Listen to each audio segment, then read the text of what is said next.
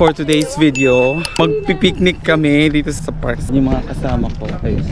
Naglakad ng mga 15 to 20 minutes papunta sa park. Nadala-dala kami mga ayan, mga bag. May mga kanya-kanyang mga pagkain. Ganda ng weather. Hindi siya malamig. Ayan na yung mga pinagagawa ng mga Pilipino pag may araw. Kitang-kita, may mga dala-dalang ano. Nagpa-vlog ka pala. Hindi. Tawa pa mo. Ha? Nabibidyohan pala. Ayan nga, oo.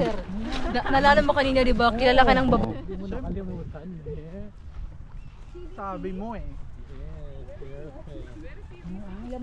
Ang ganda ng lake, no? Parang ano, parang picture.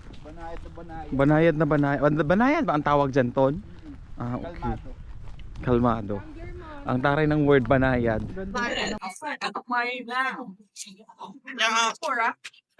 Tapos, hi vlog! Welcome to my guys! Mag-hi kayo, nakikita kayo ng ano, sambayan ng Pilipino. Kabayan! Ay, si Ate Jolens, si Jolina Magdangal ng Canada. Oo, kasi napuntahan natin doon lang. Yung driver nila, nung bago pa tayo dito, paano yung pag-gabi na eh?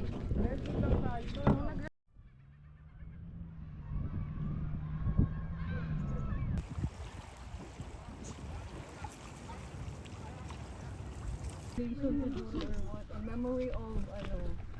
Diyan tayo? Diyan sa, Ton, maraming dumadaan dyan paghapon, Ton. Dito ka dear!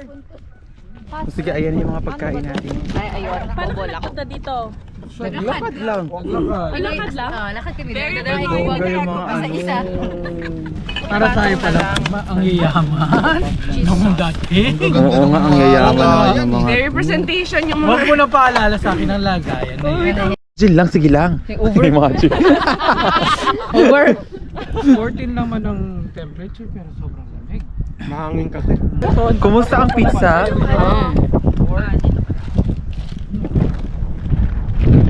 Kaputikman ko lang konti. Anong masasabi mo sa pagkain? very yummy. Ay, perfect. Very.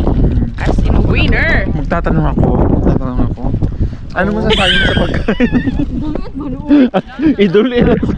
Buy to passport. Pwede ito na lang muna. Buy to passport. Eat ko niya. Sarap. Ikaw, Bi, ano masasabi mo sa food? Ang lamig. Sarap. Ang lamig daw. Hindi mo alam. Hindi, Sir Lance. Ganun yan. Bidalang ano yan eh. Sir Lance. Bidalang bag. Yung kulay red. Marami pa yung ulam mo. Ay, ang linaw ng ano. Kitang-kita yung ano. Yung nabawas. Oo, yung bawas. Ayun.